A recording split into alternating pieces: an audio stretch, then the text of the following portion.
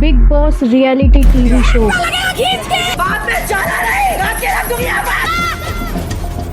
क्या प्रॉब्लमेटिक है इस शो के कॉन्सेप्ट में? क्या ये शो स्क्रिप्टेड है? और क्यों ऐसे शोज आपको बिल्कुल भी नहीं देखने चाहिए?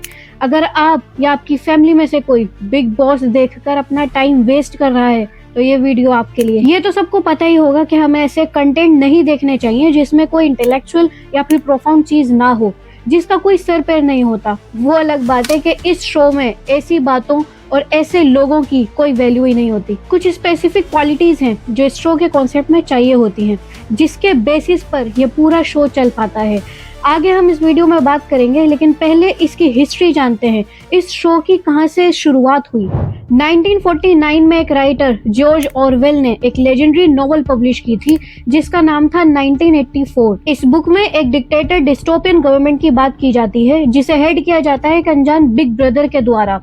हर जगह पोस्टर्स लगाए जाते हैं, big brother is watching you. ये दर्शाता है कि जो हमारी डिक्टेटर सरकार है उसकी नजर हमेशा हम पर है। 1999 में नीदरलैंड में कुछ लड़कों ने एक सिमिलर कॉन्सेप्ट लिया इस नॉवेल से और उसे एक टीवी शो में बदल दिया, जिसको नाम दिया उन्होंने बिग ब्रदर। इस शो का कॉन्सेप्ट था कि कुछ लोगों को एक घर में रखा जाएगा जो और बिग ब्रदर की कमांड के अंदर रहेंगे। इस टीवी शो को शेप करने में कुछ और पुराने टीवी शो से इंस्पिरेशन ली गई थी, जैसे MTV reality show the real world of 1997 का Swedish TV show expedition Robinson. कुछ टाइम बाद ये शो बहुत पॉपुलर हो गया, दुनिया भर में स्प्रेड हो गया। ये कॉन्सेप्ट को कॉपी करके America, Canada, Mexico, Brazil, Argentina, Australia, Indonesia, Thailand, Philippines, China और रशिया, इन सब ने अपना अपना बिग ब्रदर शो क्रिएट कर लिया। और जब बात कॉपी करने की आती है तो इंडियन एंटरटेनमेंट इंडस्ट्री कैसे पीछे रह सकती है? बिग ब्रदर को लेके इंडिया में बना दिया गया बिग बॉस और जल्द ही इसे अलग अलग लैंग्वेज में लॉन्च कर दिया गया, जैसे हिंदी, मराठी, तमिल, बंगाली, तेलुगु, कन्नड़, मलयालम। अगर बात करें उस कॉन्सेप्ट की, उस नॉवेल की जहां से इस नाम यानी बिग ब्रदर को कॉपी किया गया था, उस बुक में जॉर्ज ऑरवेल ने मेंशन किया था बिग ब्रदर को एज अ वार्निंग। ये स्टालिन और हिटलर जैसी गवर्नमेंट को क्रिटिसाइज कर रहे थे कि एक डिक्टेटरशिप में किस तरह की टेक्निक्स यूज की जाती हैं लोगों को बेवकूफ बनाने में। टेलीस्क्रीन पर कैसे फैशिज्म का प्रोपेगेंडा चलाया जाता है, सर्विलेंस देखने को मिलती है, यानी हर किसी पर नजर रखी जाती है। हिस्ट्री को रीराइट किया जाता है, एक भेड़ चाल का बिहेवियर देखने को मिलता है जनता में। फैक्ट्स को पूरी तरह तोड़ मरोड़ कर पेश किया जाता है। सुप्रीम लीडर के अराउंड एक कल्ट ऑफ पर्सनैलिटी बना दिया जाता है और जो पॉलिटिकल ओपोनेंट्स होते हैं, जो क्वेश्चंस करते हैं इस गवर्नमेंट पर, उनके अगेंस्ट कॉन्स्पिरेसी थ्योरीज फैलाई जाती है, उन्हें एंटी नेशनल डिक्लेयर कर दिया जाता है। और इस बुक में तो कई फेमस स्लोगन्स भी दिए गए हैं, जैसे इग्नोरेंस इज पावर, इग्नोरेंस ताकत है, फ्रीडम इज स्लेवरी, आजादी स्लेवरी है, वॉर इज पीस, युद्ध शांति है। पर बिग बॉस और बिग ब्रदर जैसे शोज यहाँ पर कर क्या रहे हैं? इस नॉवेल से बिल्कुल ऑपोजिट, ये आपको cheapest form of entertainment provide कर रहे हैं, जिसमें दो चीजों का एक हेवी डोज है, एवरीडे सैडिज्म और वॉयरिज्म।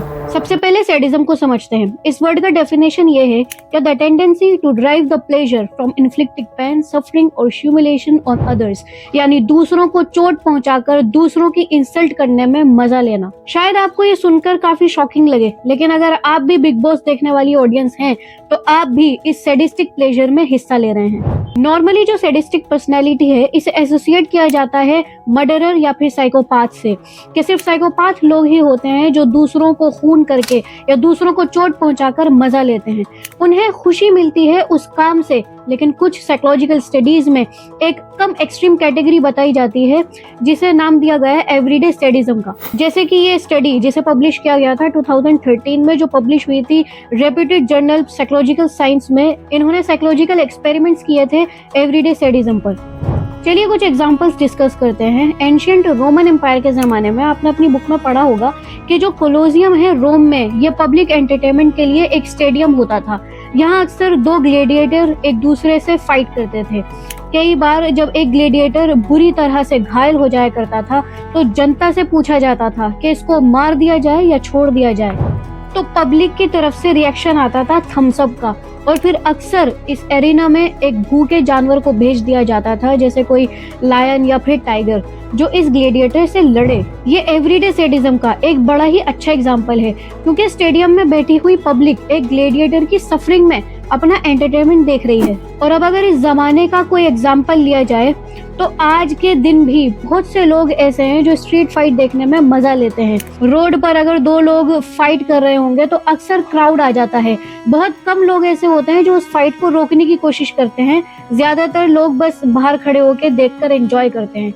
इसका एक और एग्जाम्पल ये हो सकता है कि बुलिंग, जिन लोगों को बुली करने में मजा आता है स्कूल या फिर कॉलेजेस में, जिनको मजा आता है दूसरों की बेइज्जती करने में और दूसरों को ह्यूमिलेट करने में। या फिर ऐसे भी लोग आपने देखे होंगे जो बिना किसी रीजन के एक रोड साइड में बैठे किसी डॉग को लात मार दी या फिर स्टोन फेंक कर मार दिया, बस इसलिए क्योंकि उन्हें उसमें मजा आता है। ये सब एवरीडे सैडिज्म का एक बड़े एग्जाम्पल्स हैं।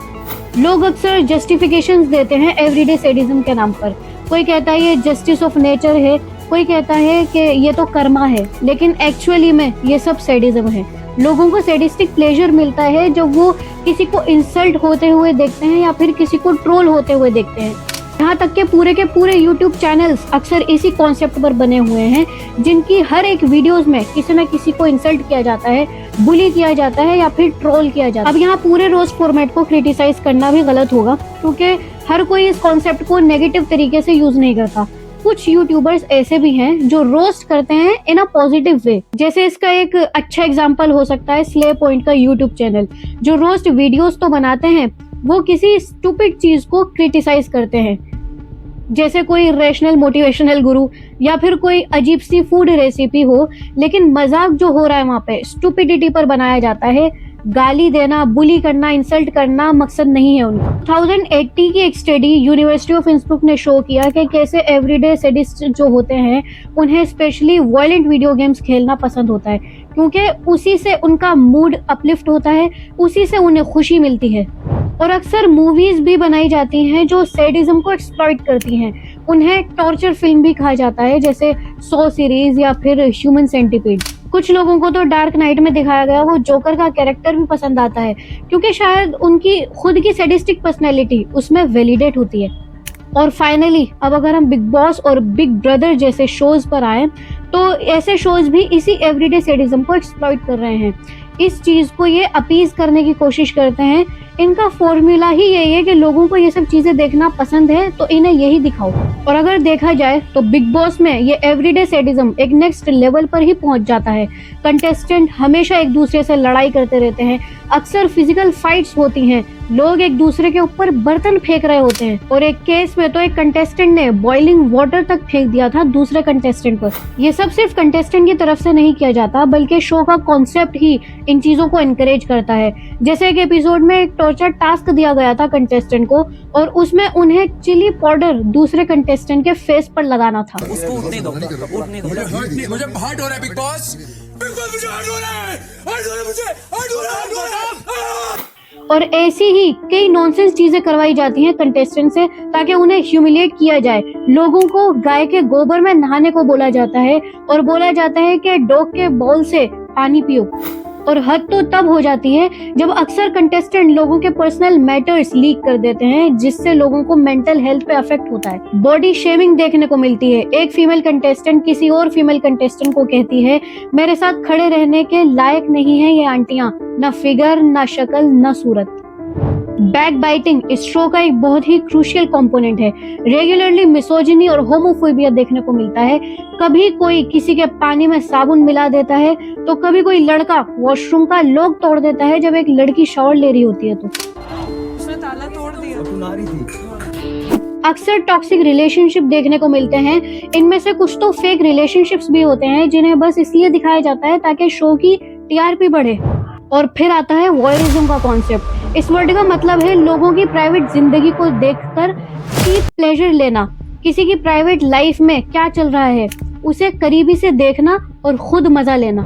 एक बार फिर इस वॉयरिज्म वर्ड का आपको ढेर सारे एग्जांपल्स मिल जाएंगे अपने आसपास। जैसे किसी की प्राइवेट वीडियो अगर लीक हो जाए तो लोग कैसे गूगल या यूट्यूब सर्च करते हैं उसे देखने के लिए।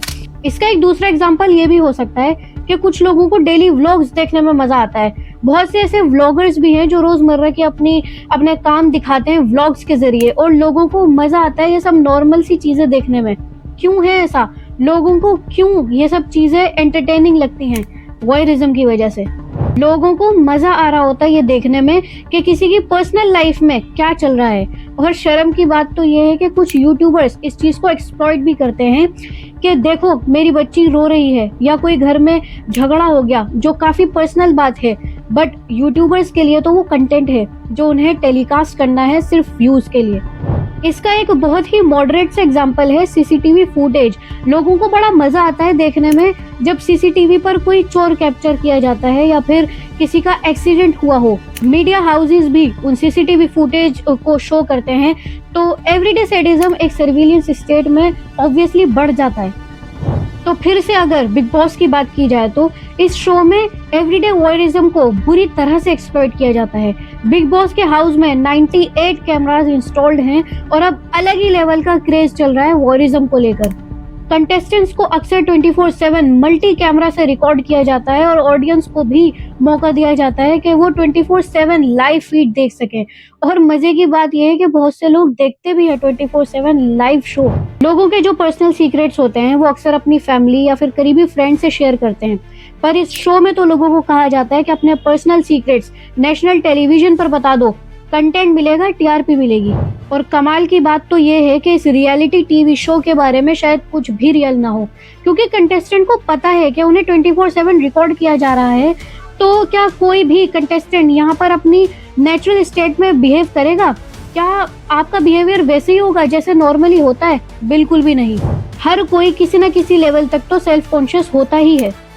और दूसरी बात यह है कि यहाँ पर आर्टिफिशियल कॉम्पिटिटिव सेटअप बनाया जाता है कि नेचुरली यहाँ आपको दूसरों को इंसल्ट करना पड़ेगा, बैकबाइटिंग करनी पड़ेगी अगर आपको इस शो में आगे बढ़ना है तो, क्योंकि बिग बॉस के घर में इसे परफॉर्मेंस कहा जाता है।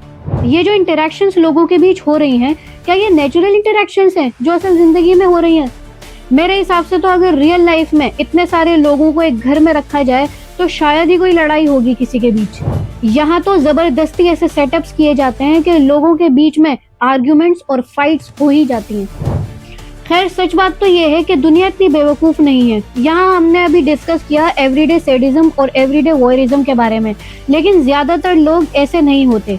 बहुत से इंटेलेक्चुअल, वेल बिहेव्ड, डिग्निफाइड और कंपैशनेट लोग भी हैं दुनिया में, जैसे कि डॉक्टर विकास दिव्या कीर्ति, जिन्होंने ढेर सारे एजुकेशनल वीडियोस बनाए हैं फिलोसॉफिकल टॉपिक्स पर, या फिर फेमस यूट्यूबर ध्रुव राठी का एग्जांपल ले लो, जिन्होंने ढेर सारे वीडियोस बनाए हैं political issues, science, economical development, social issues पर। लेकिन बिग बॉस के 19 सीजन में आपने एक भी इंसान डॉक्टर विकास दिव्या कीर्ति या फिर ध्रुव राठी जैसा नहीं देखा होगा। अगर बिग बॉस में मुझे इनवाइट किया जाए तो क्या मैं जाऊंगा बिग बॉस में? नहीं। मैं क्लियरली कहना चाहूंगा कि इनवाइट करना तो छोड़ो, अगर ये मुझे पैसे भी ऑफर करें इस शो में आने के लिए, लाखों करोड़ों जितने भी पैसे ऑफर करें इस शो में आने के लिए, ऐसे नॉनसेंस शो में मैं अपनी जिंदगी में कभी नहीं जाऊंगा। एक तो रीजन यही है कि अच्छे इंटेलेक्चुअल लोग इस तरह के शो पे जाना पसंद नहीं करते, लेकिन बाय चांस अगर कोई अच्छा इंसान यहाँ चला भी गया तो उसे जबरदस्ती प्रोवोक किया जाता है कि वो भी इस सैडिज्म का हिस्सा बने, कंट्रोवर्सी क्रिएट करे, लोगों को इंसल्ट करे, और अगर नहीं करेगा तो उसे बाहर निकाल दिया जाएगा। बिग बॉस 13 के एक कंटेस्टेंट थे भोजपुरी स्टार खेसरी लाल। इन्हें बड़ी जल्दी घर से बाहर निकाल दिया गया था, और जब इन्होंने इंटरव्यू दिया टाइम्स ऑफ इंडिया को तो उन्होंने कहा कि शो का फॉर्मेट है वो उन्हें सूट नहीं करता, इंसान शैतान बन जाता है इस घर में, और अगर इस शो में आगे बढ़ना है तो लोगों को गालियां देनी पड़ेंगी, इंसल्ट करना पड़ेगा। वहाँ मैं शैतानों के बीच में था, वहाँ इंसान के रूप में सबके सब शैतान ही हरकत कर रहे थे, और वहाँ इंसान कोई है ही नहीं यार, क्या बोलेगा कोई। बिग बॉस सीजन 4 के एक कंटेस्टेंट राहुल भट्ट ने एक इंटरव्यू में कहा था, I can't provide entertainment to viewers at the cost of making a fool of my self.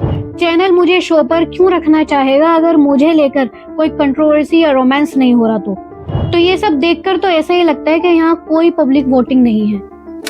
इसका रिसेंट एग्जाम्पल तो इसी ईयर के शो में मिल गया, बिग बॉस 19 वीकेंड के वार में, जो एक ट्विस्ट की तरह सामने आया जब एक कंटेस्टेंट एक्ट्रेस कुनिका को एक एडवांटेज मिलता है बिग बॉस की तरफ से, जो एक नया कॉन्सेप्ट एकदम से इमर्ज होता है ऐप रूम के नाम से, जहां कुनिका को एक्सेस दे दिया जाता है एलिमिनेशन से बचने के लिए, क्योंकि वोटिंग के हिसाब से वो उस वीकेंड बाहर हो सकती थी, पर बिग बॉस को तो चाहिए टीआरपी जो उन्हें कुनिका से मिल रही थी, इसलिए उन्होंने पब्लिक वोटिंग के अगेंस्ट जाकर कुनिका को सेव कर लिया।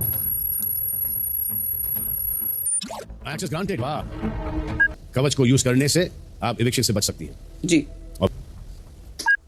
तो आपने चूज किया है ब्लॉक इविक्शन।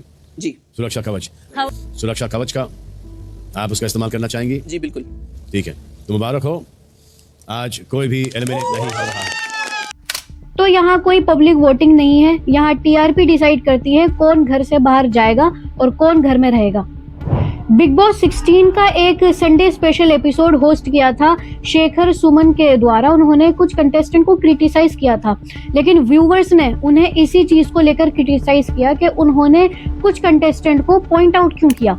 तो उन्होंने इसके रिप्लाई में कहा कि एक गॉड डैम स्क्रिप्ट दी गई थी उन्हें, जिसे चैनल के द्वारा लिखा गया था, उन्हें उस स्क्रिप्ट को फॉलो करना था बस। बिग बॉस 4 की winner Shweta Tiwari, big boss 6 की विनर आशका गोराडिया और बिग बॉस 11 की रनर अप हिना खान ने कहा कि ये शो हेवीली एडिटेड होता है, लंबी लंबी कन्वर्सेशन को सिर्फ 2 लाइंस में दिखाया जाता है, जानकर ऐसा दिखाया जाता है कि शो के कंटेस्टेंट के बीच मिसअंडरस्टैंडिंग है और मिस रिप्रेजेंटेशन है।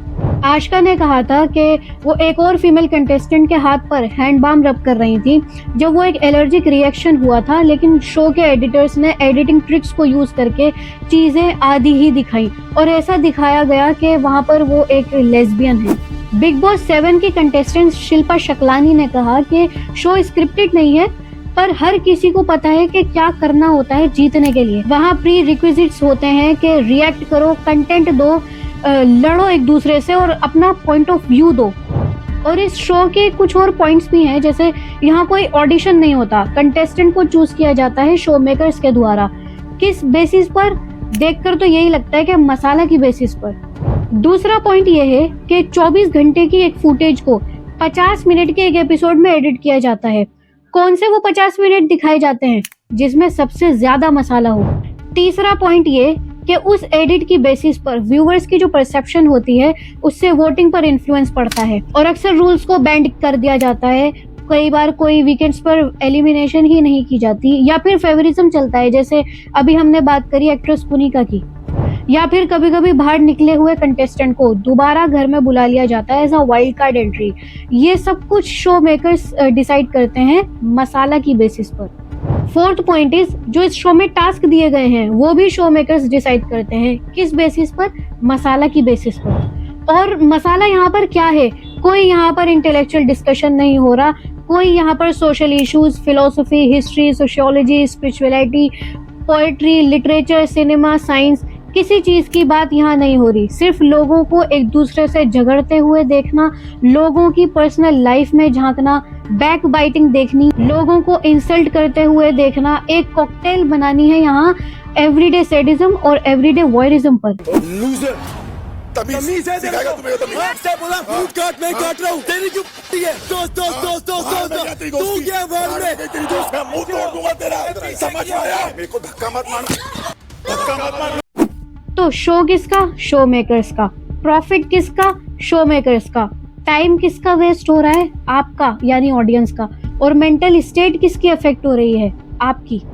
इम्पोर्टेंट बात यहाँ पर यह है कि ऐसी चीजें देखने से आप पर भी अफेक्ट पड़ता है। साइकियाट्रिस्ट डॉक्टर मार्किया सिरोटा ने कहा है, जैसे जंक फूड से हमारे दांत खराब होते हैं, हमारी हेल्थ खराब होती है, वैसे ही खराब रियलिटी शोज से हमारे ब्रेन खराब होते हैं और हम और रूड बन जाते हैं। ऑब्वियसली जब लोगों को दिखाई देता है कि कैसे इन सब रियलिटी शोज में ये सेलिब्रिटीज जा रहे हैं, अमीर हो रहे हैं, फेमस बन रहे हैं, लोगों को गालियां देकर, अजीबोगरीब हरकतें कर, सेल्फ सर्विंग, इगोइस्टिक बनकर, तो ऑडियंस के दिमाग में भी यही परसेप्शन जाती है।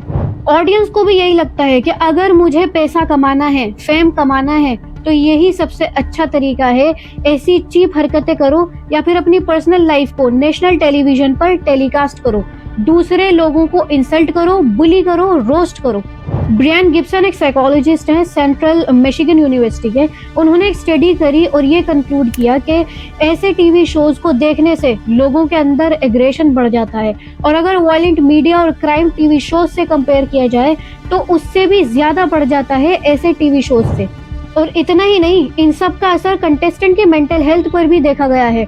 बहुत से ऐसे कंटेस्टेंट हैं जिन्होंने कहा है कि शो के बाद उन्हें कितना मेंटल हेल्थ इशू का सामना करना पड़ा है। कई ऐसे कंटेस्टेंट हैं जो जीत के क्रेज में आकर अपनी पर्सनल सीक्रेट्स रिवील कर देते हैं और बाद में उन्हें बुरा लगता है। और कुछ ऐसे कंटेस्टेंट हैं जिन्हें पब्लिक की नजरों में विलन बना दिया जाता है, हालांकि रियल जिंदगी में वो इतने गलत नहीं होते।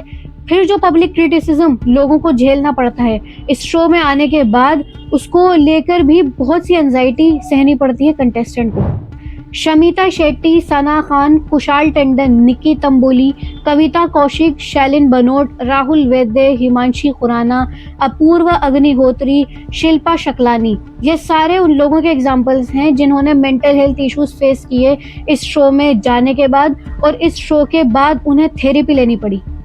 तो इसलिए आप सभी से रिक्वेस्ट है कि अपने ब्रेन को डस्टबिन की तरह ट्रीट ना करो। जो कंटेंट आप कंज्यूम कर रहे हो उसे सोच समझकर चूज करो। जिस तरीके की एंटरटेनमेंट आप ले रहे हो, सोचो जरा उससे आपके ऊपर क्या असर पड़ रहा है। आपकी जिंदगी में उसका एक पॉजिटिव इम्पैक्ट है या फिर नेगेटिव इम्पैक्ट। और हाँ, मैं ये नहीं कह रही कि हमें हर टाइम बस इंटेलेक्चुअल कंटेंट ही कंज्यूम करना चाहिए, बट अगर आप नॉन इंटेलेक्चुअल कंटेंट भी कंज्यूम करना चाहते हो तो फिर भी आप जरा सोच समझ कर देखो। और ऑब्वियसली अगर अपना टाइम आप नई चीजें सीखने में लगाओगे तो इससे एक बहुत बड़ा पॉजिटिव इम्पैक्ट आपके ऊपर पड़ेगा। अगर बात करें जेन ज़ी जनरेशन की, तो आप देख ही सकते हैं कि किस तरह से आजकल मोबाइल फोन ट्रैप में फंस चुके हैं। अगर इसके बारे में आपको जानना है तो ये वीडियो जरूर देखिएगा। मिलते हैं जल्दी नेक्स्ट वीडियो में एक नए और इम्पोर्टेंट टॉपिक के साथ।